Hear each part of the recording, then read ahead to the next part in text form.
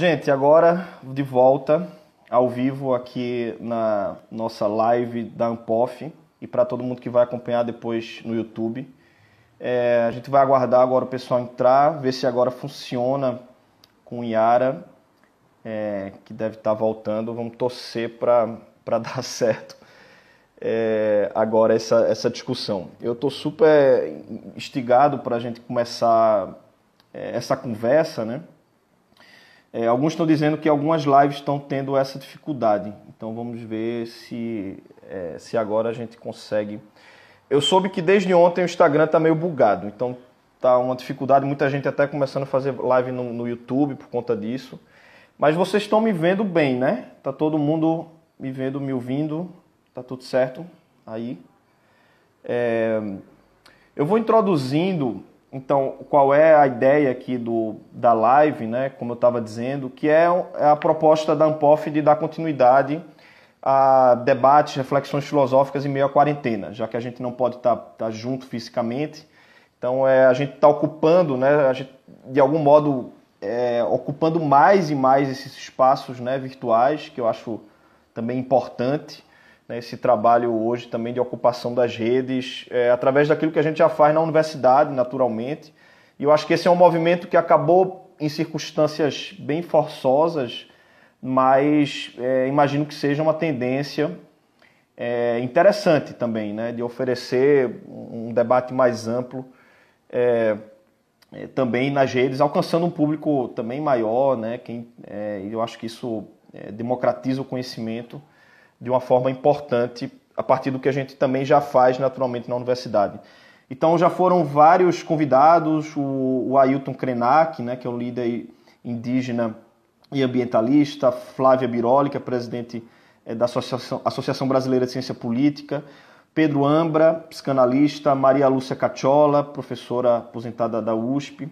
Então foram vários temas, recentemente também a Rede Brasileira de Mulheres Filósofas, e o Daniel Clara, que é o coordenador-geral da Campanha Nacional pelo Direito à Educação. Então, foram várias discussões aqui.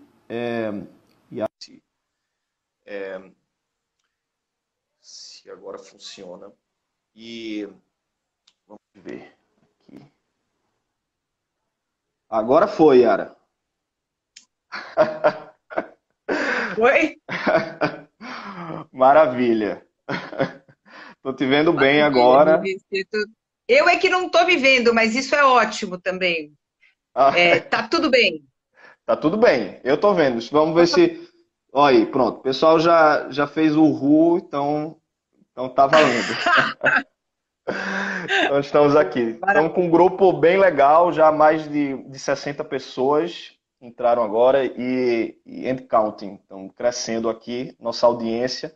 Estava dizendo, Yara, que a gente tem um debate que surgiu aí quase que naturalmente, né? Essa nossa vontade de discutir isso através, aí para contextualizar um pouco a discussão, né?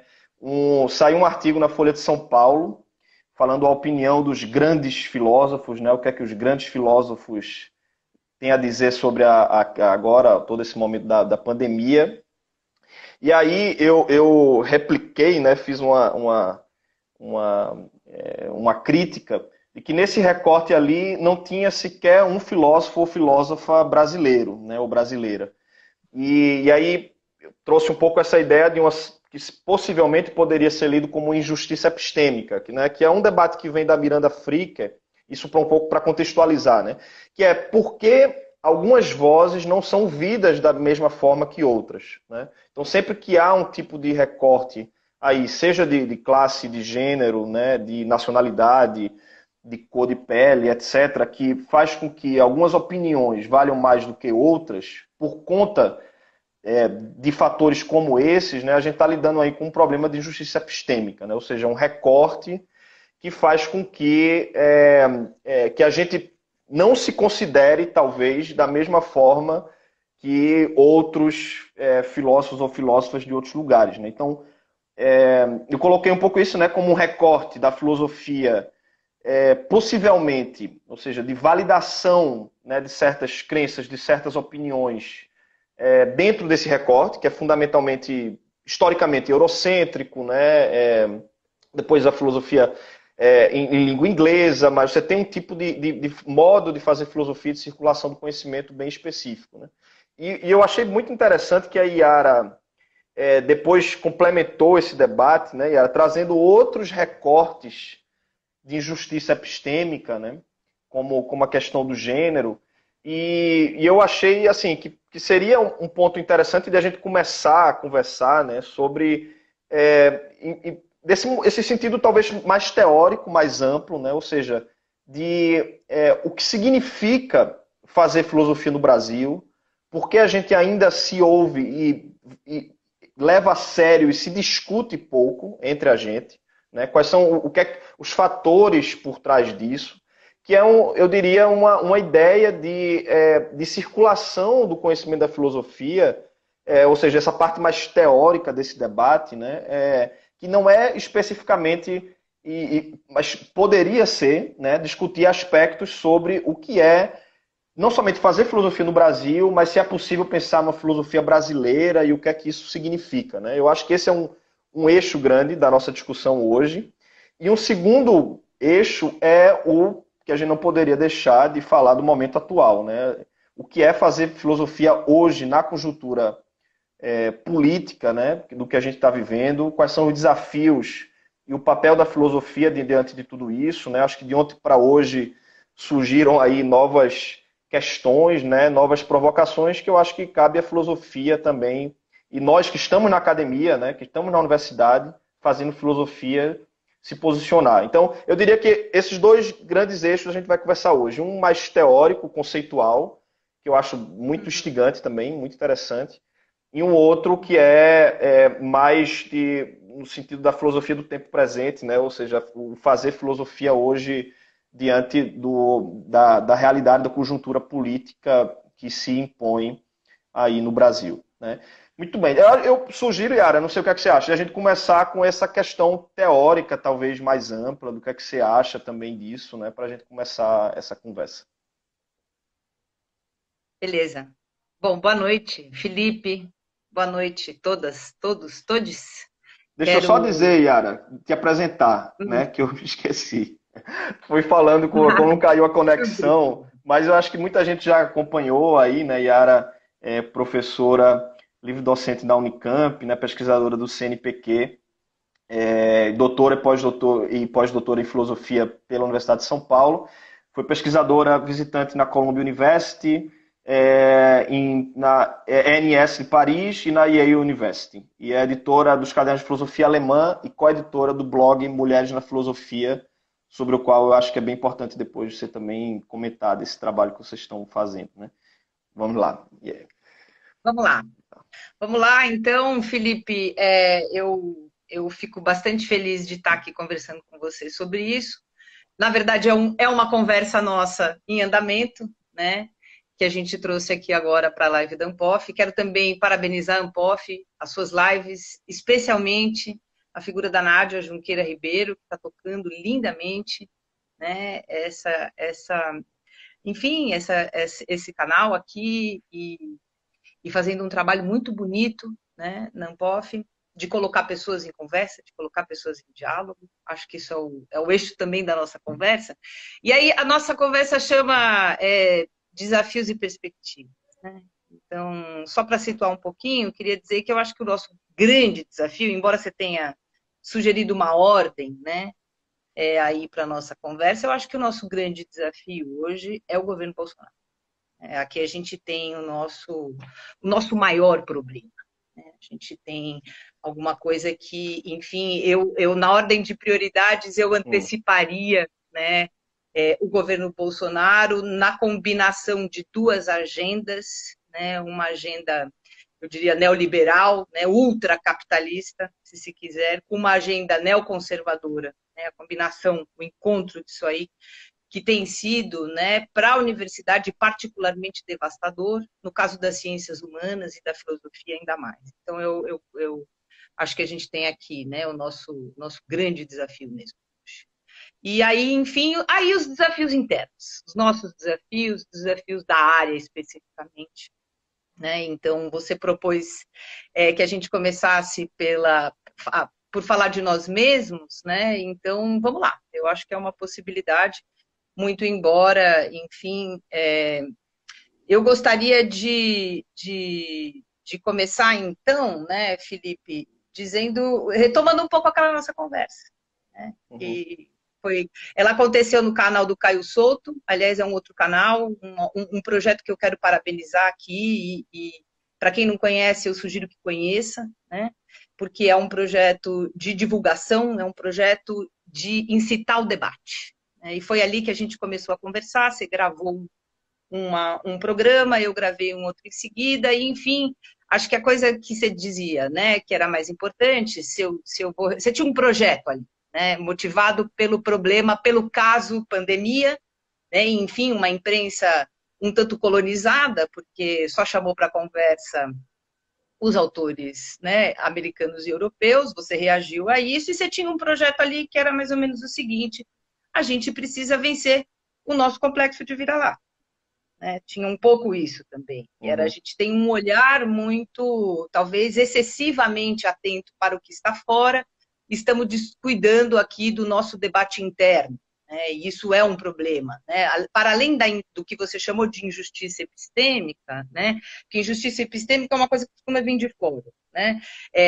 Eu quero chamar atenção para aquilo que Uhum. você dizia de dentro. Nós temos uma postura, e isso aí tem uma longa história, que é de olhar demais para o que acontece fora e dar pouco valor para o que nós fazemos, né? E aí o seu projeto era: a gente precisa conversar mais, a gente precisa criar mais canais de conversa entre o que se faz, né, aqui no Brasil, entre os pesquisadores e pesquisadoras brasileiros, precisa se escutar mais, né? Precisa ampliar, então, esse cenário de debate nacional, com o que eu estou inteiramente de acordo, né? E eu somei uma coisa a isso ali, que foi o seguinte: ok, só que eu acho que não se trata de uma questão meramente quantitativa. Eu quero dizer o seguinte: a gente precisa transformar e pensar quem é esse público, né, propriamente. Uhum. Porque a minha questão agora é que a gente crie um espaço mais favorável ao debate de ideias. Eu acho que a gente pecou nisso, queria falar disso então, né? Começar falando disso. Acho que nós fizemos mal isso no Brasil, embora a gente tenha criado cursos de excelência, programas de excelência. Acho que a gente não conseguiu ainda, digamos assim, uma esfera pública do debate filosófico intensa como ela poderia ser, dada a qualidade das coisas que a gente faz, né? Agora, eu acho que a gente também precisa pensar na democratização dessa comunidade de pesquisadores, né? Que aí é uma outra coisa, que foi o que eu somei ali a conversa contigo e retomo aqui agora, que é o seguinte: nós somos uma área, né, que, se eu pego, por exemplo, só o recorte de gênero, ela já diz muito a que veio, né? É uma área masculina, né, de acordo com a pesquisa, né? Não vou ficar enchendo a gente de dados aqui, mas eu acho que a gente tem um número tão grande que ele fala por si, que ele merece ser dito. É a pesquisa da Carolina Araújo, que mostrou que Uhum. a comunidade filosófica brasileira, se você somar docentes e pesquisadores de mestrado e doutorado, ela é composta da seguinte maneira: 23% de mulheres e 70%, né? E 7% de homens. A gente tem, então, portanto, né, um problema a mais, né? Ou seja, não é só criar um ambiente mais favorável para o debate entre os pesquisadores brasileiros, mas é democratizar o acesso a essa área e também a pesquisa, né? Porque não pode Uhum. ser, digamos assim, saudável, potente e rica uma área de pesquisa que tem essa desproporção, né? Esse desequilíbrio de gênero, por exemplo. E aí, enfim, só para amarrar o meu primeiro ponto contigo, e mais do que isso, né, num país como o Brasil, eu não posso fazer um recorte de gênero isolado de um recorte de raça. Nós sabemos, pelas nossas Uhum. experiências, pelo convívio, né, pela hora que a gente pisa na universidade de manhã e sai de noite, que ela é uma comunidade branca, né, fortemente. A gente não tem dado, isso é muito problemático. Também é uma coisa que eu gostaria de conversar, que a gente precisa produzir o dado de raça e precisa interseccionar os dados, né? Gênero, raça e classe também, para a gente entender o que é área. Não pode ser, né? De novo, retomo, né, para a questão racial, a observação que eu fiz a respeito de gênero agora, não me parece que seja né, potente, que tenha potencial, né, riqueza, né, e pluralidade de perspectivas numa área que no Brasil é tão branca e masculina, né? Uhum. Esse era o meu ponto contigo, e aí eu devolvo a bola para eu não ficar falando aqui sozinho.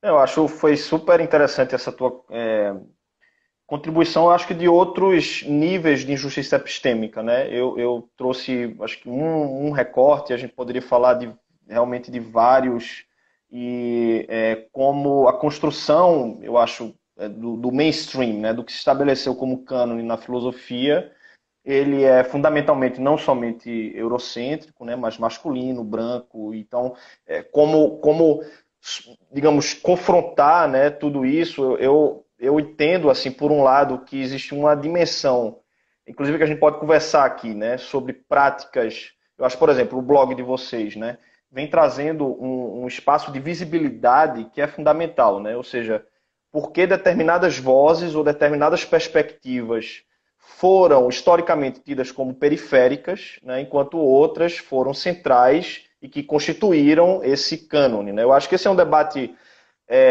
de crítica, né, do cânone que tem sido feito, né, assim, cada vez mais, que eu acho fundamental isso ser repensado, né, porque determinadas vozes simplesmente não são estudadas no curso de filosofia, né? Então, eu acho que esse trabalho, alguém até comentou agora, né, é preciso incluir mais mulheres nas bibliografias, quer dizer, isso é um trabalho, é, eu diria, na construção, né, do próprio currículo, das disciplinas, disso ser continuamente confrontado, né? Assim, porque uma determinada disciplina só cita autores, homens, europeus, etc. Então, eu acho que isso é um trabalho que, ao meu ver, essa dimensão que a gente pode entender como, de algum modo, de representatividade, ela é indissociável, ao meu ver, dessa questão da injustiça epistêmica. Ou seja, eles estão fora, né? Esses outros autores estão fora, e eu incluiria aí, para pegar o nosso tema, os filósofos e filósofas brasileiros, né, brasileiras, porque nesse recorte do que é considerado como cânone, né, essas vozes simplesmente não encontram espaço, né, não são ouvidas da mesma forma. Né? E aí você pode pensar esses níveis, né? Ou seja, é, brasileiro, a gente que teve fora, né? Eu passei 5 anos na Alemanha, eu via a disputa que era de você ser ouvido da mesma forma, e eu diria até assim, sabe, que a gente precisa ser mais incisivo nessa mentalidade colonialista, sabe? Eu assim, claro, aí vem os níveis, né? Tem o que eu enfatizei, que é a dimensão de a gente se valorizar mais. E aí, claro, dentro do Brasil você tem, dentro dessa valorização, são mais filósofos homens brancos, e aí você tem, eu acho que vários níveis que precisam ser confrontados de justiça epistêmica. Né? Pensando nesse primeiro nível colonial, né, como a Djamila colocou agora, né, perspectiva interseccional. Né? Eu concordo plenamente que é o que você trabalha, e a área também, né, ou seja, de que esses níveis eles não são dissociados, né, eles estão entrelaçados. Esse recorte colonial, né, europeu, masculino, branco, é impressionante como a gente ainda se mantém refém disso, e eu acho que a ideia de injustiça epistêmica é porque é tudo muito sutil. Né? Assim, na construção do cânone que a gente faz inconscientemente, sem querer, a gente sempre está recorrendo a isso. Parece que quando você vai escrever uma tese e vai pensar quem é o filósofo que vale a pena ser escrito, ou qual filósofo que vale a pena ser citado, sempre, quer dizer, ou seja, por isso que é uma disputa de espaço, e que eu acho que a gente aqui no Brasil ainda se mantém nesse complexo de vira-lata. Ou seja, eu converso muito com o pessoal que traz, enfim, quando a gente vai para a Alemanha, né, vai fazer doutorado, vai fazer aí tem um programa do DAD, né, que é o Vinta-Curso, né, você vai para estudar cultura alemã, ver, né, como a coisa começa a funcionar, né. Aí você ganha uma bolsa para estudar alemão, para estudar os filósofos alemães, para estudar os poetas alemães. Aí, quando a gente volta para o Brasil, a gente está repetindo e citando esses autores alemães na área da gente de teoria crítica, né? A gente sabe como isso é praxe também, né? Você acaba assim. E eu, de um tempo para cá, venho batendo incisivamente nesse ponto. Assim, quando a gente traz o pessoal de fora para cá, e aí você, né, traduz as coisas deles e tal, e assim. E eu me pergunto, até que ponto essas pessoas estão querendo ouvir o que a gente faz aqui, sabe? Uhum, Assim, essa relação, ela é completamente assimétrica, ela é vertical, uhum. e eu acho que pensar numa perspectiva hoje sul-sul, por exemplo, é pensar numa perspectiva de reciprocidade, né? Ou seja, de construir, dialogar com quem quer dialogar com a gente, com quem quer citar a gente, com quem quer ouvir a opinião da gente, porque assim, eu acho que nesses grandes centros, nessa relação centro-periferia, o que a gente tem é uma relação de repetição, de uma espécie de idolatria do que é feito fora, ao meu ver, assim, é indiscutível que a recíproca não é verdadeira, sabe? Não sei o que é que você acha desse recorte Ah, eu. colonial, né? Assim, nesse sentido. Sim, primeiro assim, antes é o seguinte, vou começar pelo teu primeiro ponto, que vai dar nesse aqui agora no Sul-Sul, né? Porque é o seguinte, a gente tem, no caso da filosofia, a gente tem um adicional, né? Que é o fato de que a gente tem um cânone, como você mesmo disse, né? Que todo ele, europeu, quando muito norte-americano, masculino e branco. Ok, né? Então, é disso que a gente tem um problema. E a gente tem também, né? Não tem um livro de história da filosofia que fure isso, né? Que esteja disposto a furar isso. Ainda estamos construindo um caminho para que isso seja venha a ser repensado e problematizado. Agora a gente ainda tem um adicional que é o seguinte: a história da filosofia moderna, por exemplo, aquela da qual nós nos alimentamos, né, cotidianamente nos nossos cursos e nos nossos estudos, e não há como ser diferente, ela é profundamente sexista. Ainda tem isso. Né? E muitas vezes também é bastante racista. Então a gente tem um adicional que é o seguinte: agora, o que eu não queria, né, Felipe? Eu não queria criar um espantalho. O Uhum. espantalho que é o homem branco europeu. Porque com isso a gente se priva, né? A gente talvez facilite demais as coisas para a gente. Porque, veja bem, eu não quero deixar. Vamos falar do cânone? O que eu acho que a gente precisa fazer com esse cânone? A gente precisa aprender a questioná-lo. Primeiro, a própria ideia de cânone e de construção de cânone. Porque quando você abre todos os livros de história da filosofia e não consta uma mulher, não é porque elas não existiram, não é porque não houve mulheres na filosofia, não é porque não houve mulheres fazendo filosofia, mesmo que às margens. Houve muitas.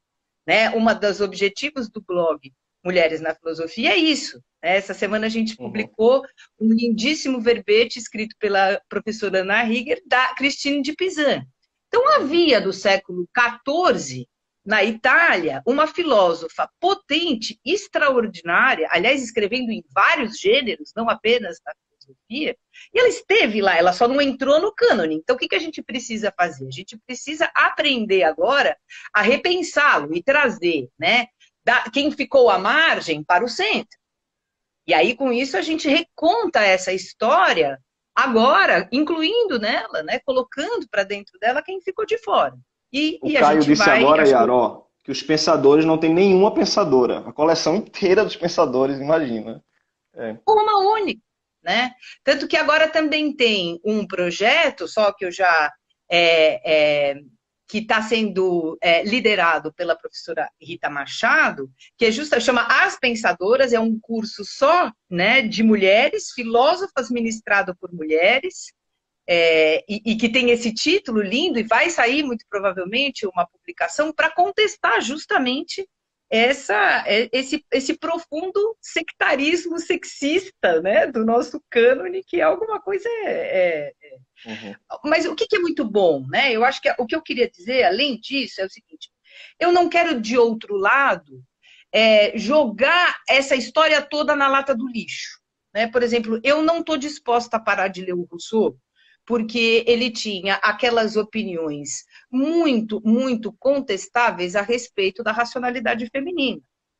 Porque ele ainda é um filósofo, né, que dentro, por exemplo, né, da tradição contratualista, apresenta a versão mais democrática do contrato social. Rousseau continua sendo um autor que me alimenta, eu que estudo filosofia moderna. Né? Então, o fato dele ter, com relação às mulheres, uma opinião bastante, enfim, duvidosa e contestável, não significa que eu vou deixar de ler o Rousseau. né? O fato do Hegel ter dito as bobagens que ele disse, ou do Schopenhauer ter dito as bobagens que ele disse a respeito da mulher, não significa que eu vá deixar de me interessar pelo Schopenhauer. O que eu preciso fazer, então? O que eu acho que a gente precisa fazer? Aprender a lê-los de maneira crítica. Uhum. E isso exige, então esse é um primeiro ponto, né? Não criar espantalhos e não jogar a criança junto né? Fora com a água do banho.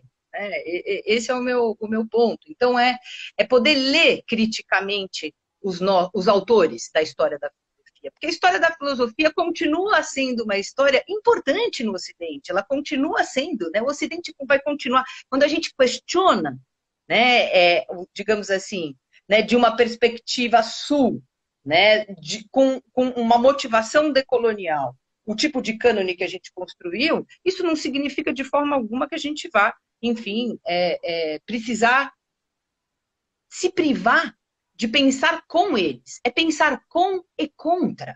Uhum. Eu acho que esse é o nosso ponto, é isso que a gente precisa aprender a fazer. Agora, é isso que a gente precisa ensinar os nossos alunos a fazer. Se eu entro em sala de aula com uma bibliografia toda de homens brancos europeus, eu estou privando eles, inclusive, da chance de ler quem os questionou. Eu estou privando eles, inclusive, de se posicionarem, né, de desenvolverem um pensamento crítico a respeito das suas próprias fontes. E é isso um pouco que vai desembocar, né? Eu acho que na nossa questão aqui.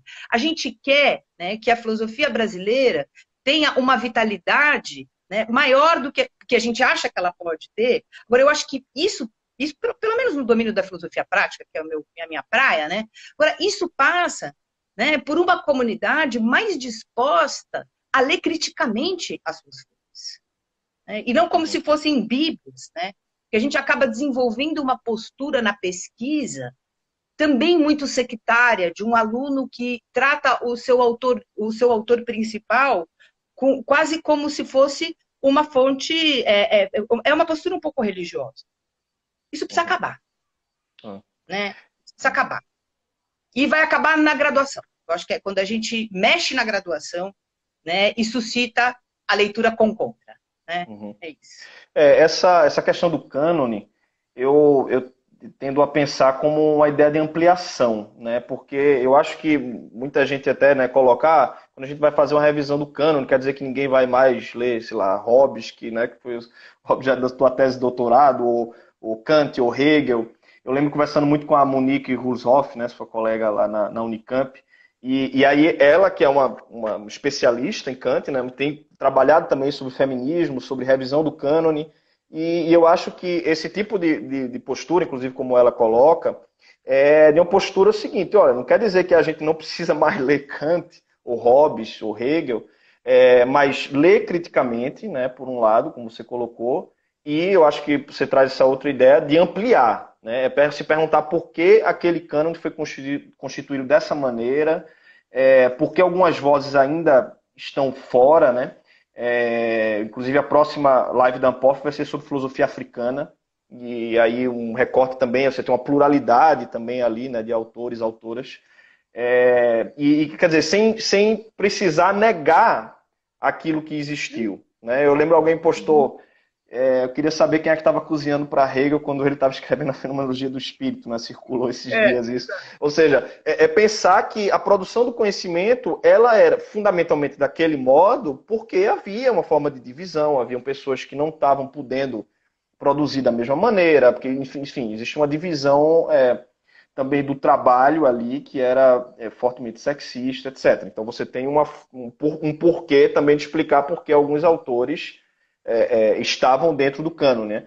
O Arthur Danto, né, ele traz uma imagem na filosofia da arte que eu acho muito boa, assim, quando ele diz assim, quando a gente coloca agora um urinol, por exemplo, de Duchamp dentro de um museu, ou seja, quando a arte ela reivindica um estatuto de alargar, né, aquilo que antes não era considerado arte, que passa a ser considerado, não significa que eu preciso tirar um quadro de Rembrandt ou de Da Vinci do museu, né? Ou seja, a ideia de ampliação não quer dizer que agora aquilo que era considerado arte deixa de ser, né? Então, eu acho que esse trabalho de pressão, de ampliação do cânone é fundamental. E esse trabalho de base, como você disse, é pegar a graduação, pensar uma introdução à filosofia, como a gente tem feito aqui na UFPE, o meu colega Érico, né? A gente traz, enfim, Já começa Angela Davis, introdução à filosofia, primeiro período, entendeu? Assim, porque senão você mantém aquela mesma historiografia consolidada, né? Aí, Yara, eu queria te perguntar, trazendo essa para o que a gente pode fazer também aqui no Brasil, né? Sobre propriamente o que poderia vir a ser, se é que existe uma filosofia brasileira, né? Por que eu acho isso uma questão também instigante e difícil, né? Porque assim, quando a gente vai para fora, né, eu vejo que há uma espécie de quando a gente fala a partir da nossa experiência como brasileiro, brasileira, né, um certo risco de fetichização disso também. Ou seja, parece que a valorização do que a gente faz aqui no Brasil como filosofia, se não é uma espécie de quase que reflexão filosófica ou sociológica sobre o contexto brasileiro, se aquilo não importa, sabe? Ou seja, quando e aqui a minha grande questão é sobre uma tensão aí entre particular e universal. Por quê? Eu acho que quando o alemão ele está pensando a Alemanha a partir da filosofia, ele não está se restringindo à aplicação daquela reflexão filosófica estritamente ao contexto alemão. Ou seja, o cânone, esse cânone que a gente estava falando, ele foi constituído historicamente com pretensões de universalidade.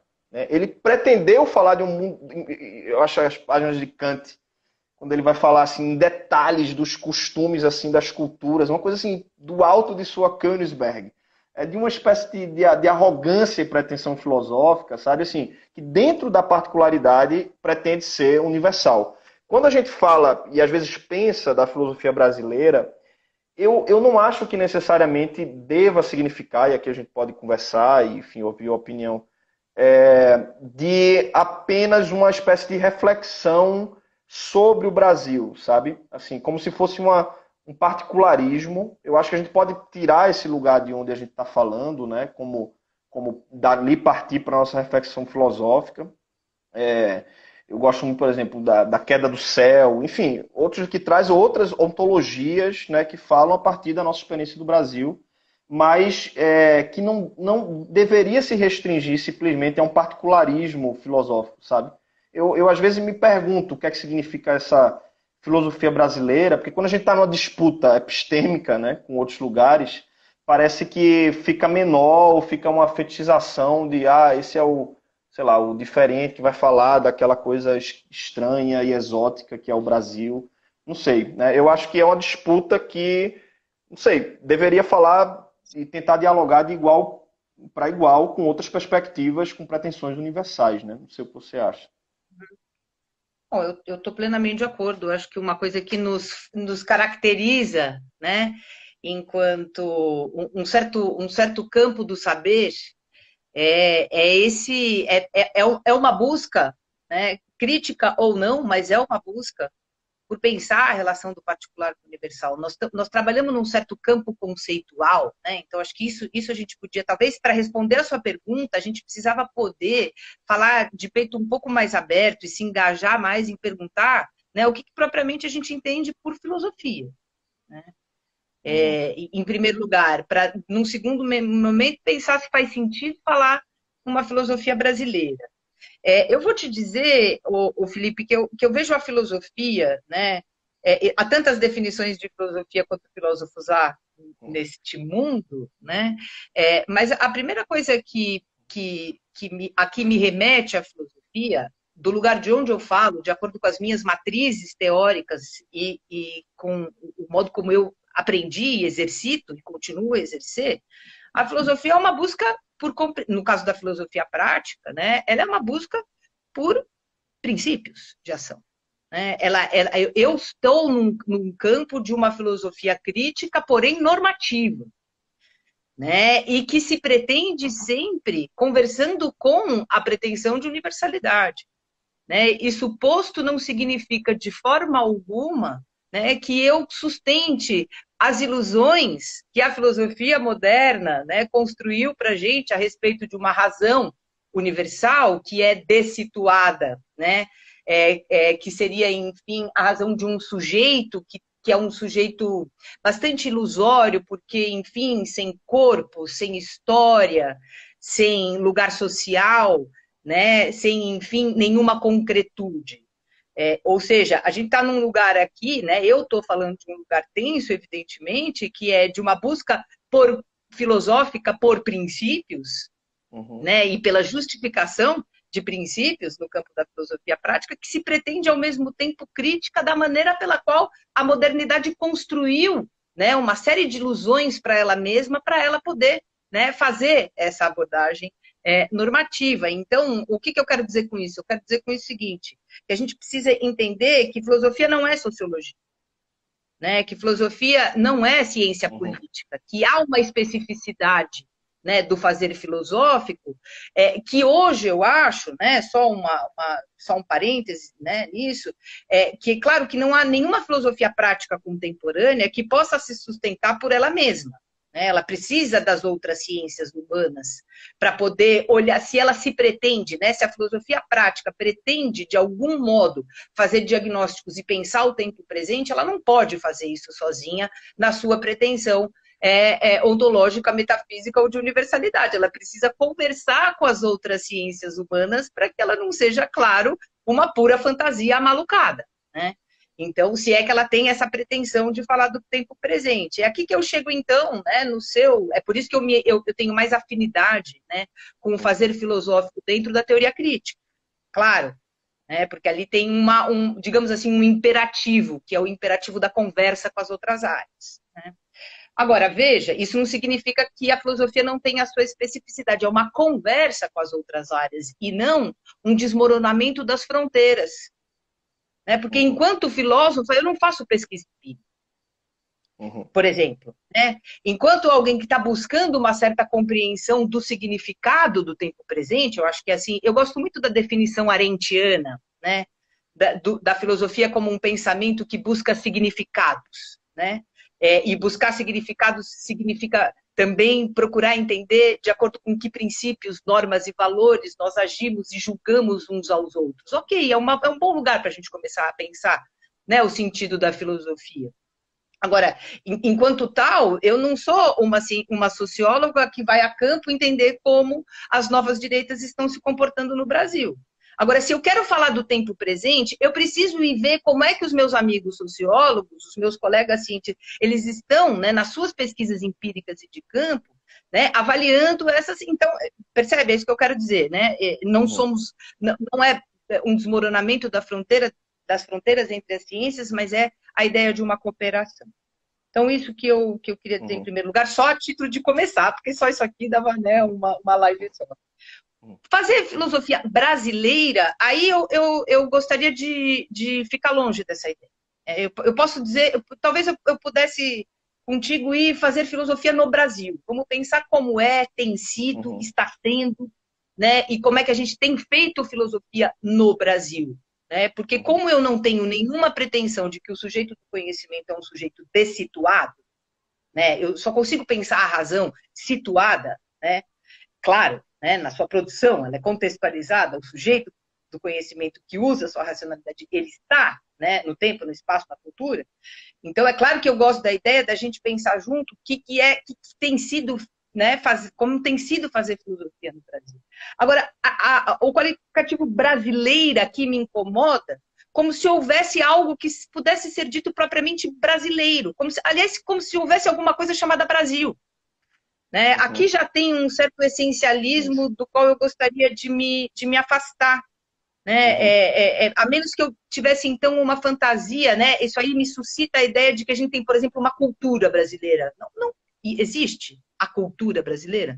Não, né? Existe uma cultura com várias culturas dentro, né? Com diálogos culturais profundamente complexos internamente, a própria cultura brasileira, né? Estou usando diálogos culturais complexos aqui, como usa Sheila Ben-Habib, por exemplo. Então, talvez eu preferisse, Felipe, que a gente, ao invés de falar em filosofia brasileira, para evitar todo tipo de essencialismo, né, essencialismo culturalista, e para a gente, ao invés de se colocar uma camisa de força, a gente se colocar a pergunta que é quais são as condições de possibilidade de uma filosofia. sem o qualificativo de brasileira, porém no Brasil. Né? Esse é o meu... E que possa conversar com o mundo inteiro. Né? Desculpa, só uma coisa, e que possa conversar com o mundo todo, que esteja disposto a conversar com a gente. Né? E aí, só um adicional, né? Porque você tinha dito lá na outra intervenção, algo que para mim é muito importante, que é esse diálogo sul-sul. No caso da filosofia prática, isso tem sido muito importante.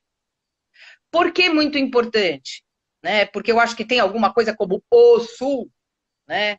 Não, de forma alguma, mas porque eu acho que a gente tem um universo de questões que a gente compartilha e que a gente mobiliza quando a gente faz filosofia prática, evidentemente. É por isso que quando eu me encontro, né, quando eu faço uma rede filosófica com a Argentina, ela tende a ser muito mais produtiva, de intercâmbios muito mais intensos e etc., do que quando eu tento fazer com Yale. Uhum. Né? Nós temos universos, né, de questões, no plural, né, que nos aproximam. O que não significa que eu não possa ter um diálogo com o Yale, eu também tenho. O que eu quero dizer é que o problema é que nós desvalorizamos, como colonizados que somos, muito diálogo sul-sul. E do que deu isso? Deu nas agências que não valorizam absolutamente se você faz uma viagem, uma missão para a Argentina. Eles querem que a gente vá para a Europa. Agora, se você disser que você vai para a Argentina, não vale nada, não conta, não dá pontinho no seu currículo lá. Como uma publicação na Argentina não vale absolutamente nada, ela vale se ela for na Alemanha. Né? E aí a gente tem um problemão, porque as agências não valorizam a comunicação. E são cooperações muito mais simétricas, né? Aqui na América Latina, quando você debate, são pessoas que estão abertas a cooperar, debater. Eu acho que é muito mais promissor assim, esse tipo de discussão do que só essa lógica colonizada, né? Claro.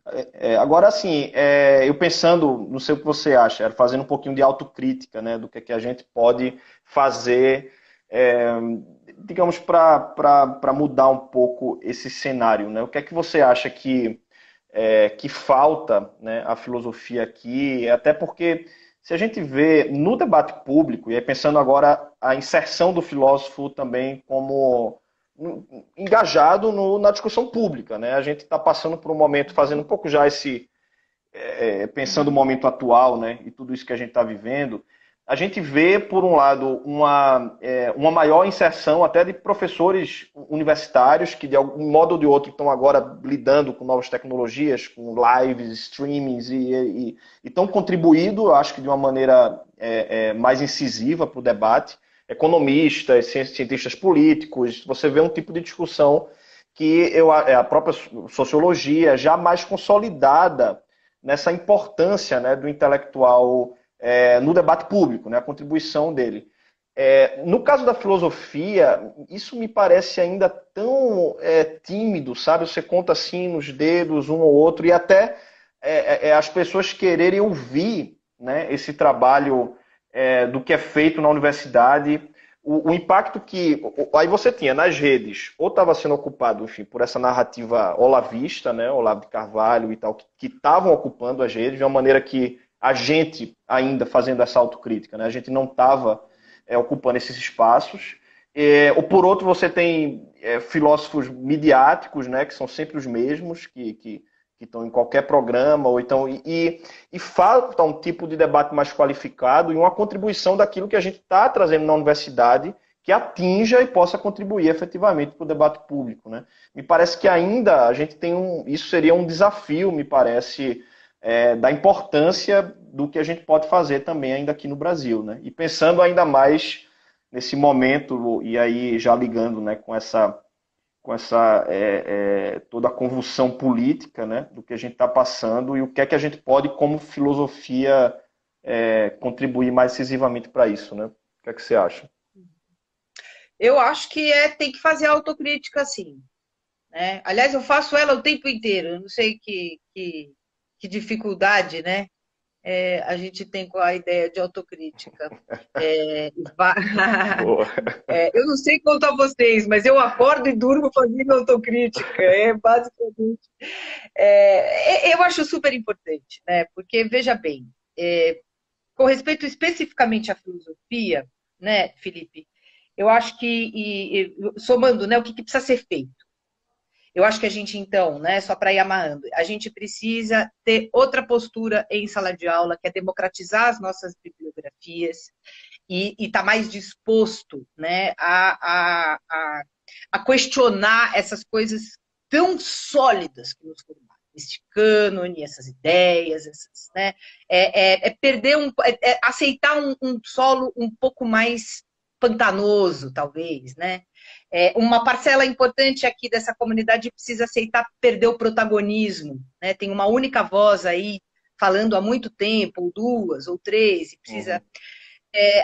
Isso é porque eu acho que a gente precisa reverter também, né, uma outra coisa que a gente, infelizmente, tem, e que isso se deve talvez a um elitismo acadêmico profundo. Né? Então, é uma combinação de uma coisa, uma mentalidade meio de colonizado, somada a uma postura, uma disposição bastante elitista, que nos fez, no caso da filosofia, a desprezar as licenciaturas. Vamos combinar que a gente fez isso, nós criamos, né, no Brasil, um antagonismo claro entre o pesquisador e o professor. Desde o início, os estudantes entram e já fica muito claro que existe uma diferença de expectativa, né, com relação a eles nesse sentido.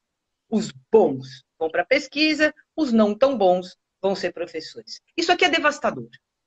A gente precisa rever isso urgentemente, a gente precisa desfazer, e agora a gente está colhendo os frutos disso, né? De alguma maneira. Vamos parar de jogar pedra o tempo inteiro no inimigo, vamos começar a pensar também, porque jogar pedra no inimigo também é fácil, né? Ainda mais com esse inimigo. Qualquer movimento dele é reprovável. A questão é como é que a gente contribuiu, de certa forma, né, para uma série de coisas que agora, enfim, a gente está colhendo os frutos do nosso, eu vou chamar de elitismo aqui, a gente pode ver se a gente consegue um elitismo acadêmico, né? Depois a gente vê se é uma boa maneira de batizar isso. E isso também se manifesta, esse mesmo elitismo acadêmico, né, se manifesta na nossa na nossa crítica sempre muito contundente a tudo que significa divulgação do conhecimento. A filosofia também se fez no Brasil muito refratária à ideia da divulgação, à ideia de falar para fora. Né? Então, a gente constituiu uma comunidade de pesquisadores excelentes, volto a dizer, né? Nós somos muito bons. Quem saiu do Brasil sabe como o que a gente faz aqui é bom, mas ela é uma comunidade fechada, ela é uma comunidade pouco plural e ela é uma comunidade indisposta à conversa. Porque a gente identificou que tudo o que é divulgação da pesquisa, né, é picaretagem. Então, eu cresci ouvindo a ideia de que tudo o que é, digamos assim, né, dito numa outra linguagem, significa o barateamento do conhecimento, e isso é ruim demais. Porque isso significa que a gente está produzindo conhecimento de altíssimo nível, mobilizando uma literatura extraordinária, que você pega, por exemplo, hoje, né, uma moça que chegou nos 30 anos, que se ela fez o caminho que a gente espera para ela, que a área esperou para ela, ela faz graduação, mestrado, doutorado, ela está se doutorando com 30 anos. Ela tem um conhecimento avassalador daquilo que ela escolheu para estudar, porque ela está no mínimo há 10 anos na pesquisa, né? Somando iniciação científica, mestrado, doutorado, mas ela não pode falar para fora. Ela não sabe falar. A gente não se dispôs a ajudá-la a aprender, né? E isso é um treino também, a contar isso, né? Falar isso para fora dos muros da universidade, nem mesmo para as outras áreas. Eu acho a filosofia, de longe, a área mais fechada, né? De todos os institutos de filosofia e ciências humanas, sempre, pelo menos que eu conheço. Ela é de longe a área mais fechada. Né? E ela ainda, nós falamos muito mal para fora e nós falamos muito mal entre nós mesmos. Criamos nichos de altíssima especialização. Isso significa que essa mesma moça aqui, hipotética, que a gente conhece um monte, mas hoje que chegou aos 30 anos, né, que tem uma tese extraordinária, muito bem feita, conhece aquilo, fala duas línguas, viajou para fora, não consegue falar nem para fora e nem para dentro, porque ela fala com 3 ou 4 pessoas. Porque também tem, aí eu queria, né? Então, assim, a gente precisa, naquela lista de coisas que eu acho que a gente precisa começar a conversar sobre, lidar com essa nossa indisposição para a divulgação científica. O blog, né, que eu, Gisele Seco, Natasha Pugliese, Carolina Araújo, né, com a assessoria da Nádia Junqueira Ribeiro, lançamos agora lá na rede de blogs científicos da Unicamp, vem com essa mensagem, né? Nós achamos que a gente pode divulgar o nosso saber. Uhum. A gente acha que divulgação científica é uma coisa muito valiosa. E aqui também tem uma atitude política, porque não é a sociedade não sabe o que nós fazemos. A sociedade não nos conhece porque nós a expulsamos daqui de alguma maneira, quando a gente disse a gente não conversa na sua linguagem, a gente não conversa em outra linguagem. A gente sentou em cima de uma forma de dizer, né, que é muito excludente, né? Ela é.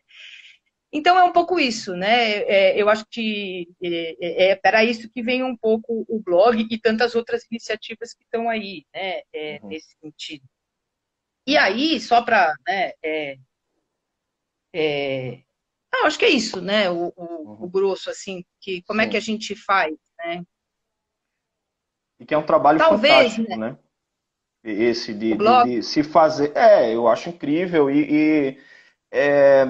No certo sentido, é de também prestar contas à sociedade. Né? Eu digo até aos meus colegas, eu digo, quando a gente publica, o que a gente está fazendo é dizer, olha, mostrar para a universidade aquilo, para a sociedade aquilo que a gente faz na universidade, né? Ou seja, de criar um canal de diálogo, porque a gente está num momento de fragilização da universidade, né? De um ataque explícito, né? À filosofia, é uma espécie de obsessão do nosso ministro, né? Da educação, assim, uma tara por atacar a filosofia, né? E é um momento de defesa, né? Que eu acho que da nossa parte é um defender atacando, né? Eu acho que agora também prestar contas, sabe? Se tornar visível, mostrar o que se faz, ocupar as redes, né? Ocupar a internet, enfim, mostrar outras narrativas.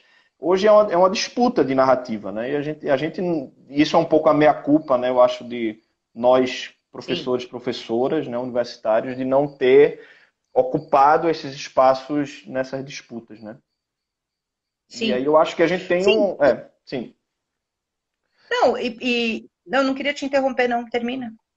Não, Quer dizer, eu acho que pode já dar uma. Eu estou preocupado só na hora aqui, que uma hora o Instagram corta a live, então a gente tem exatamente 5 minutos agora para fechar. Mas tá ótimo. Quero te ouvir. Não, não, enfim, que pena, né? Agora que Não, é o começo de uma conversa, né? Isso aqui, é o né? começo. Então, assim, tem já é importante, né? Que acho que emenda bem, né? Com o nosso segundo ponto, né? A gente não esgota aí as coisas, mas a universidade, esse governo ele tem uma especificidade, eu acho, que a gente está tentando entender, mas que a gente precisa entender para também poder criar uma agenda de reação, né? Uhum, Que esse governo não é só que ele adota uma agenda neoliberal, ultracapitalista, com um discurso de austeridade, né, que foi tirando a verba. Né? Se a gente pensar o que aconteceu, vamos pensar o que aconteceu ali do começo dos anos 2000 para cá, a gente está numa situação, do ponto de vista do investimento, avassaladora. Né? uhum, Aumenta o investimento, né? Ali, primeira metade do governo Lula, vai aumentando, o investimento cresce, aumenta o número de cursos, aumenta o número de vagas, aí tem lei de cotas, o Enem, né, o Enem de 2009, que democratiza o acesso, você tem uma série de medidas e, de repente, a gente cai para o quê? Vai caindo o investimento com a crise, mas depois uma opção econômica de tirar mesmo, né, de tirar todo o investimento na universidade e uhum, na pesquisa. Isso de um lado. Agora, não é só isso, né, porque não é só que este governo, este especificamente, tirou o financiamento. Ele também faz uma outra coisa, declara uma guerra moral contra a gente. E uma uhum, guerra moral que, combinada com a guerra econômica, nos coloca na situação que a gente está agora. A gente precisa entender isso aí, como é que está funcionando, né, essa combinação de ultraconservadorismo com ultracapitalismo, né, se a gente quiser, para usar os termos da Wendy Brown, né, uhum, mais recentemente. Por que isso é importante? Porque a gente se tornou, talvez, a gente tenha se tornado o inimigo público número um, essa mesma família que está precisando sustentar esse discurso, tanto econômico quanto moral, né? Esse lugar aí, digamos assim, ó, a família é o núcleo moral da reconstrução, né, da sociedade brasileira, e a universidade é tudo aquilo que contesta isso. Nós somos, né, um bando de depravados, abortistas, gays, transexuais, mulheres lésbicas, feministas. Ou seja, nós somos a própria balbúrdia de pessoas que contestam, né, o Maconheiros modelo, andando né, pelado na universidade, né? maconheiros andando pelado. Enfim, a questão é, né, Felipe, é que isso funcionou para uma parte importante da sociedade e a gente precisa estar junto agora para pensar como é que nós vamos responder, né? Quais são as fichas que nós vamos gastar, voltadas para que público, né? Então, o fato da filosofia ter se tornado um inimigo público número um, tanto do MEC quanto do MCTIC, né? Não é algo periférico, é algo profundamente importante que a gente precisa pensar um contradiscurso. A gente não vai fazer o contradiscurso nessa postura, que é uma postura de quem está atacado o tempo inteiro. Oh, que direita maldosa, meu Deus, eles estão nos atacando por todos os lados. Eu preciso de uma agenda positiva. Eu preciso pensar em outras maneiras de sair eu preciso sair desse lugar, né? Que é o lugar apenas da vítima, para um lugar de contestação séria e para saber com quem que a gente pode, né, começar, né, uma conversa. É claro que isso é a longo prazo. Né, tem é isso, né? Tem algo que a gente precisa fazer agora, mas a gente precisa pensar mais a longo prazo, porque, enfim, é claro que a filosofia incomoda, eles não cortaram as bolsas de pipique à toa, eles cortaram porque nós somos, de fato, um empecilho para a agenda deles. E isso é super importante da gente dizer agora, a gente precisa se empoderar um pouco nesse sentido, de lembrar que a gente põe problema mesmo, é por isso que eles cortam as nossas bolsas. Somos perigosos, porque né? Nós somos. E nós somos mesmo. E não é porque nós somos os abortistas, satanistas, a balbúrdia. É porque a gente faz crítica da ideologia. Claro. É porque a gente desmonta ideologias. É porque a gente expõe, né, os dogmatismos deles. A gente expõe as injustiças deles, né? E é nesse momento que a gente se torna perigoso. Né? Agora, tem potência aqui. Isso aqui é potência.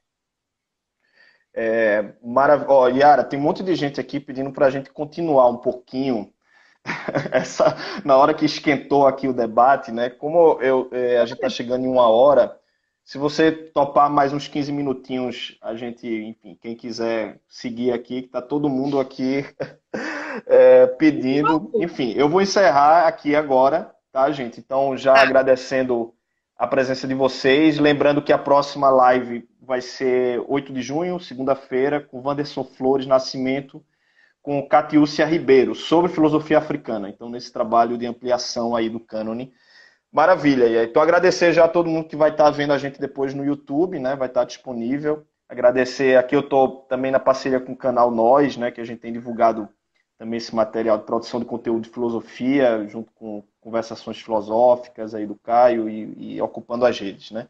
Gente, eu agradeço. Então, eu vou fazer o seguinte, eu encerro aqui e aí a gente volta para mais 15 minutinhos para fechar essa parte quente da análise da conjuntura. Então, tá? Pode ser?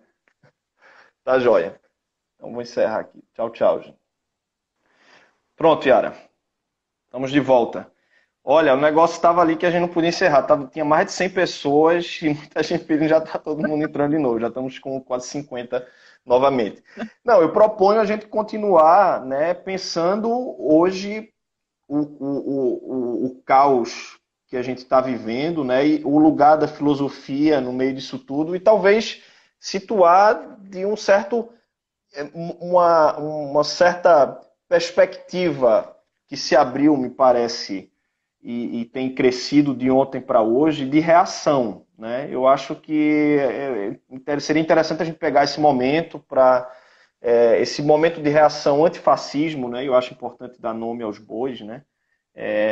Que de ontem para hoje, acho que muito inspirado também, enfim, nos acontecimentos recentes, né? De ver nos Estados Unidos as pessoas indo às ruas, né? O assassinato do George Floyd. Então, eu acho que tem uma perspectiva aí enfim, de agora reagirmos, né? De sair de uma espécie de sono dogmático, no certo sentido, né? Que não era que estávamos no sono, mas havia, eu acho que, uma dificuldade de reação e precisaram começar pelo futebol, né? As torcidas indo às ruas e inspirando esse tipo de reação. O que é que você acha hoje do que é que a gente também, né, na filosofia, na universidade, pode fazer para agregar esse tipo de reação, né? Sim. Antes de tudo, eu quero dizer que eu sou corintiana, tá? Olha aí. Que fique claro. No espírito de Sócrates. No espírito de Sócrates, ambos, meus mestres.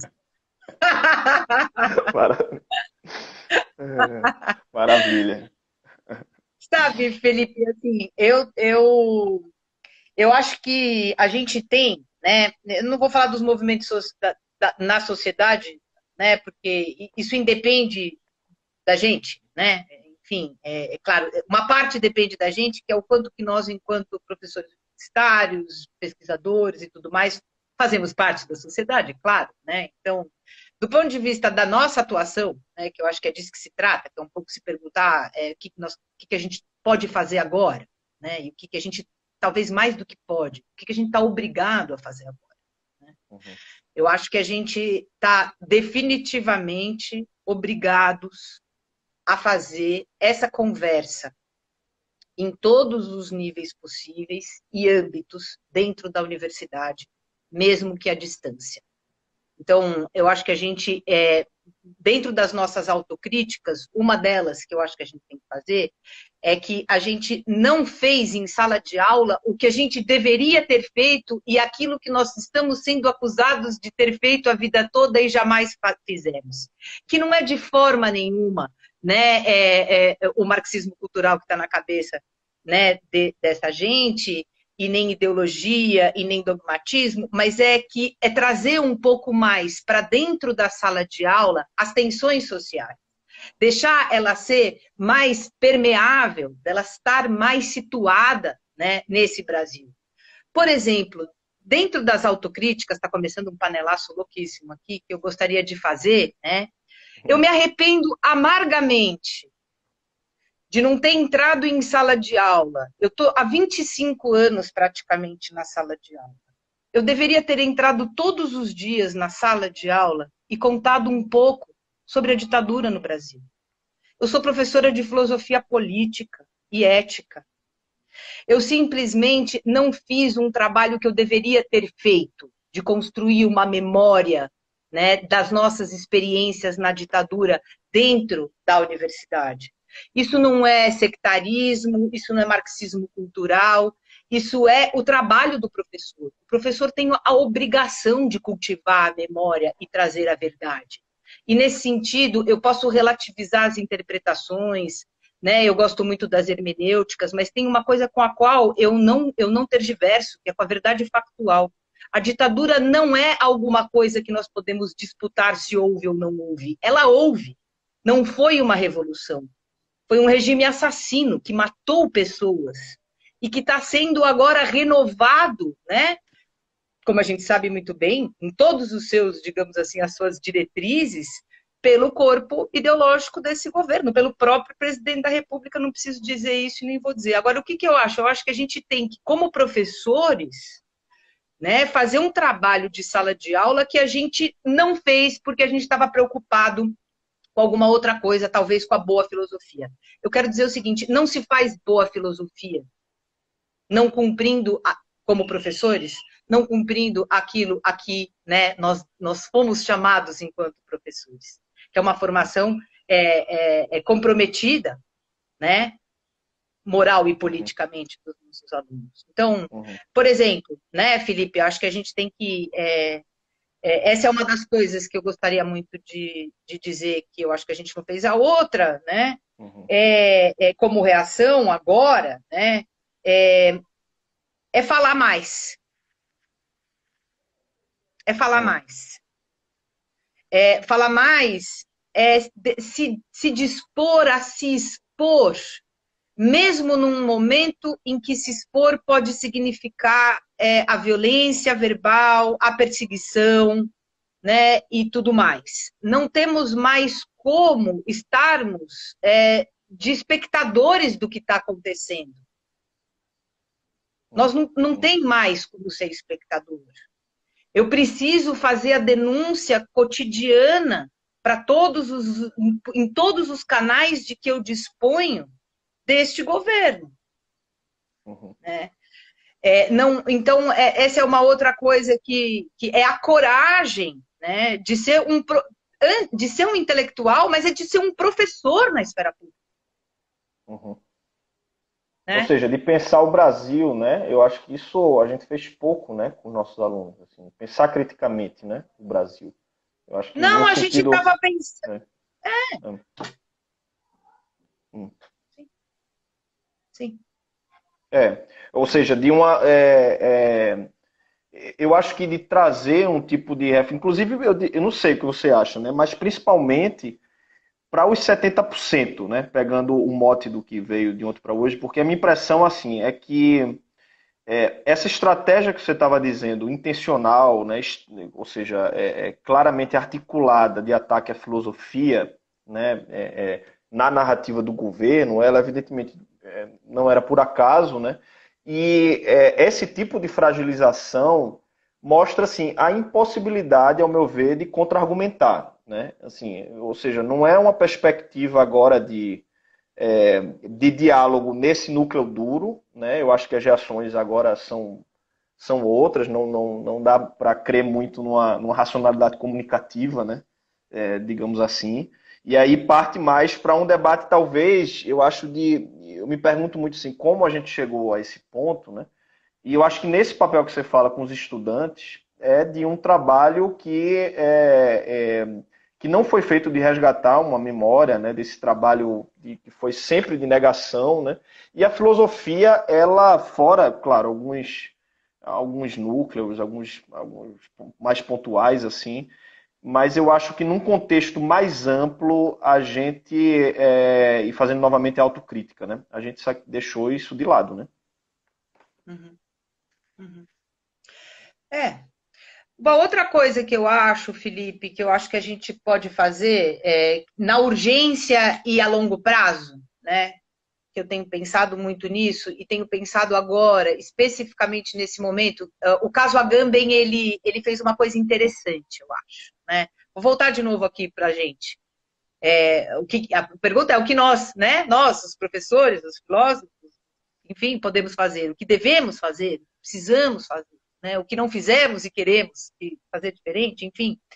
Eu acho que o caso Agamben, ele trouxe uma coisa interessante. Né? Para mim, ele tem me feito pensar muitas coisas, e uma delas é assim: nós criamos ambientes acadêmicos muito sectários também, além de tudo, muito refratários às contradições, e também, né, muito pouco dispostos à conversa entre os paradigmas. A gente criou nichos de pessoas que tendem a falar umas para as outras. Então, você pega ali, tem um grupo de pesquisa, um grupo de estudo, uma linha num programa, e ela é formada de acordo com uma certa matriz teórica, e as pessoas que estão formadas ali, elas ficam conversando entre elas. Elas ficam pregando, no caso da filosofia prática, elas estão pregando para convertir. Uhum. Isso nos exime da tarefa de justificação filosófica. Isso nos exime, claro, porque se você está falando com um monte de gente que pensa como você, por que diabo você precisa se esforçar tanto em argumentar? Né? Então, uma coisa que eu acho que também a gente precisa começar a enfrentar mesmo é essa postura interna de criar. Na verdade, ela é um pouco uma mentalidade de seita. Uhum. Né? Que aí você tem os grupos conversando entre eles, jamais entre si. Né? Então a gente não faz arrogante, uma né, coisa. Yara? Tem muita arrogância E também, é eu acho, na pobre. postura. Arrogante, mas ela empobrece, né? A minha Isso. preocupação aqui é que ela empobrece, e eu acho que ela obsta isso que nós estamos buscando, que é a gente estar mais preparado para aparecer na esfera pública. Né? Para a gente estar mais preparado a intervir no debate. Intervir em debate exige um investimento em justificação do seu ponto Se os grupos ficam todos muito, né, fechados neles mesmos, falando entre si, a gente está pouco desafiado na tarefa, né, de justificação filosófica. Então, o que eu achei muito interessante no caso aí, a Agamben, é que acabou que aconteceu que pessoas de matrizes filosóficas diferentes, profundamente diferentes, por exemplo, a gente um pouco mais dentro de um registro da teoria crítica, mas a Carla Rodrigues, por exemplo, de um outro lugar, com um laboratório, né, do qual ela faz parte no Rio de Janeiro, autores ali circulando, pessoas circulando e pesquisadores circulando, né, em outra matriz filosófica, né, tendo o Agamben como um autor central, talvez numa vertente um pouco mais pós-moderna, ou pelo menos mais pós-estruturalista, isso obrigou a gente a conversar um pouco. Isso aqui precisa acontecer. Isso. Precisa de uma conversa entre paradigmas. Foi muito interessante a repercussão do teu artigo, né? Eu acho que Sim. o fato de você trazer uma crítica a Agamben, né? Uma crítica que sai daquela ideia, dessa perspectiva aceita, né? Como você coloca, de repetição, de ideias, que parece que assim, que eu acho que, inclusive, o que a Agamben, o principal, e eu acho assim, tem muitos insights ali que daria para ser discutidos, e são, enfim. Mas esse tipo de arrogância eu acho o pior como postura de você simplesmente encontrar no mundo uma corroboração da sua teoria. Então você acaba falando para a sua própria filosofia, né? Essa perspectiva de seita, ela, como você colocou, ela empobrece o debate, né? Inclusive entre a gente, porque se a gente fica nessas perspectivas, cada um dentro da sua bolha, né? Alguém colocou agora como fazer para furar a bolha, né? Eu acho que primeiro a gente tem que furar a nossa bolha, nas nossas perspectivas, no modo que a gente faz filosofia, no modo que a gente discute na universidade, né? Que para, digamos, dar mais a cara a tapa, né? Eu acho que essa perspectiva, primeiro entre a gente de furar a bolha, como não foi na repercussão do teu caso, do artigo, né, a Agamben, faz com que a gente consiga, primeiro, se ouvir mais, né? Você estava falando assim, de falar mais, né? Esse falar mais significa a gente também querer se ouvir mais, né? Eu acho, poderia se pensar até em algumas medidas, né? Eu penso, por exemplo, como a gente tem um inflacionamento aí de números de periódicos, né? Que a gente acaba lendo pouco, mas a discussão entre a gente, né, dentro da produção, que eu acho que foi muito bom quando você disse assim, nós fazemos trabalho de qualidade, né? Nós somos bons, né?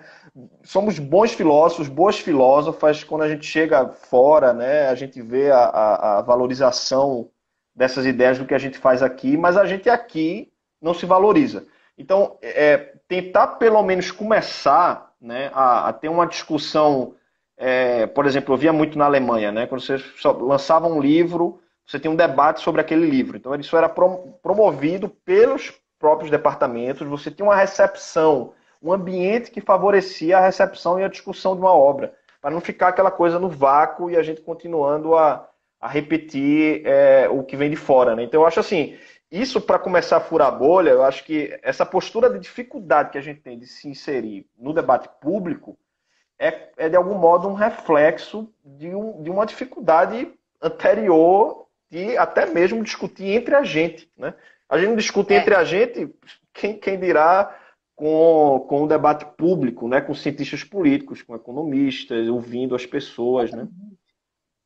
Eu não sei como foi a sua, né, experiência, mas a minha, por exemplo, né, e a de muita gente que eu conheço, né, eu fiz toda a minha formação na USP, graduação, mestrado, doutorado, pós-doc, tive uma formação extraordinária, eu fui muito bem formada, fui muito feliz, né, naquele lugar, a USP me deu régua e compasso, né. Acontece que, ao mesmo tempo, quando você entra e você pisa na USP, você tem dois grupos, que até hoje tem alguma ressonância disso, de alguma maneira, né? Mas lá nos anos 90, então, isso era gritante. Era o seguinte, você se filiava num grupo que estava vinculado lá ao Gianotti, ou o outro que era vinculado à Marilena, por exemplo. Né? Então, você tinha o quê? A chance de você cruzar essas fronteiras era muito pequena dentro da quem ia fazer filosofia política. Então, você já exigia. O que acontece? Né? Agora, vamos olhar do outro lado. O que acontece? O aluno ou a aluna pisa naquele lugar e ele imediatamente ele precisa se filiar. Uhum. Essa filiação, ela é o quê? O que o professor, o que a instituição, né, digamos assim, nos seus meandros, que isso não é explícito, mas é isso que ela está funcionando dessa maneira, está provocando nesse aluno uma adesão, ela quer um alinhamento. Ela não quer um sujeito que pensa criticamente, ela não quer exatamente, né, um sujeito que quer dizer, ele pode, mas isso significa que ele imediatamente está organizado, né, em algum lugar. É isso que eu chamo um pouco de uma mentalidade de seita, que é sectária, porque ela é sectária, e ela aparta os grupos ficam separados, ficam falando entre si e se matando, que é uma postura, né? Não é à toa que a sociedade depois olha para a gente e fala: o que essa gente está Uhum. fazendo? Né? Num diálogo interno, numa coisa de autorreferencial, no máximo a gente consegue brigar entre si e num nível, eu diria, de conversa muito, muito precário, muito empobrecido. Né? Uhum. E aí, essa postura, eu diria, de seita, de certa maneira, né, ela depois também se reflete na maneira como a gente costuma lidar com as nossas fontes. Porque aí você encontra um autor, e o autor vira uma espécie de organizador da maneira como você faz pesquisa, pensa e está na vida. E aí você Uhum. desenvolve um espírito muito pouco crítico. Né? Eu vi muito isso agora, né? A primeira reação ao primeiro texto sobre o Agamben, né? Ela foi surpreendentemente violenta nas redes. E aí ela foi revelando algo que era assim, uma incapacidade, uma postura nervosa, apaixonada, né? Do Uhum. sujeito não conseguindo colocar em xeque o seu próprio autor. Né? E por que não essa? Você não. É claro, né? A ideia é esse alinhamento geral em relação a um conjunto de ideias ou a partidos filosóficos. E aí o cara, quando ele se vê contestado, ele fica muito. Aquilo desestrutura demais. A primeira reação, é claro, é dizer, né? É quase uma coisa nervosa mesmo. Depois é que o Uhum. debate começou a andar e aí veio, enfim, gente interessada na disputa de ideias e não de egos. O que eu quero dizer Uhum. com tudo isso, Felipe, é que eu acho que isso a gente precisava começar a desfazer já. Há muitas formas de fazer boa filosofia, formas diferentes de se fazer boa filosofia. Uhum. E eu, antes de querer um aluno alinhado, eu quero um aluno que pensa. Isso, isso. Ou seja, um debate de produção de ideias, né? Eu acho que isso, a gente criou uma prática aqui muito viciosa no Brasil, né? Em dissertações, em teses, a Thais até, tua colega lá na Unicamp, ela comentou aqui, né? Que a dificuldade que ela teve de justificar um projeto de pesquisa a partir da arte brasileira, para dizer um exemplo no âmbito da estética, né? E eu acho que isso, enfim, a gente sabe que há um ciclo vicioso em várias áreas da filosofia, de a gente acabar fazendo pesquisas e tendo que legitimar a importância de projetos que simplesmente sejam apenas sobre autores, né, e autoras, muito mais autores, né, muito mais filósofos que filósofas, Claro. e pouco ideias, né? Um debate assim, eu acompanhei vários outros em outros contextos, né? Você tem uma reflexão propriamente bem, qual é o teu argumento, né? Qual é a tua ideia, e que você pode simplesmente fazer tranquilamente uma tese em torno de sugerindo um novo conceito, sugerindo um novo argumento, não apenas tendo que se ancorar sempre em um filósofo especificamente, né? Eu acho que é um pouco Sim. essa mentalidade do que significa produzir filosofia. Eu lembro de um debate que teve há um tempo na época que a Academia Brasileira de Filosofia, né? Com os filósofos ilustres, né? Michel Temer, João Avelange. Você lembra dessa polêmica que surgiu, que eles queriam profissionalizar a profissão do filósofo, né? E aí tornar o filósofo uma profissão. E houve uma reação da Anpoff falando muito desse papel da filosofia, né, feita na universidade, como também uma filosofia que formar professores e professoras de filosofia, né, e tudo. Na época eu lembro que eu até posicionei assim, porque eu acho que há um certo vício, né, que se por um lado é fundamental esse trabalho da formação de novos professores e professoras, né? Mas esse significado de formar também filósofos e filósofas, sabe? Pessoas que estão pesquisando, que estão produzindo novas ideias, eu acho que isso precisaria ser mais estimulado entre a gente, sabe? Assim, e a gente acreditar que a gente pode, digamos, produzir ideias de igual para igual, né? Então, mas como é que a gente vai produzir, né? Como é que a gente vai criar um ambiente favorável, né, a alguém que se apropria da história da filosofia criativamente e que avança, né, para fazer algo mais além de mera exegese de texto, ou que faz uma exegese de texto provocada, implicada com o tempo presente, implicada, né, com as questões contemporâneas, se a gente, desde o início, cria um sujeito para ser obediente, né? Ou a uma certa corrente, a um certo paradigma, a um certo filósofo, a um ideal de pesquisa, que é um ideal de pesquisa praticamente inatingível. E aí eu queria colocar um fator a mais, né? Ou na verdade, voltar para o começo, no fundo, né? Como é que a gente vai produzir esse sujeito crítico, essa filósofa aí, né? Que fala em primeira pessoa, por exemplo, né? Que tem uma produção criativa na filosofia, se quando ela entra na universidade, ela entra valorizada como o sujeito do conhecimento, é um negócio abstrato, né? O sujeito do conhecimento é o aluno excelente, nós convivemos super com isso. Um aluno excelente. Um aluno excelente é o quê? Ele é supostamente sem sexualidade, sem gênero, sem raça, sem classe.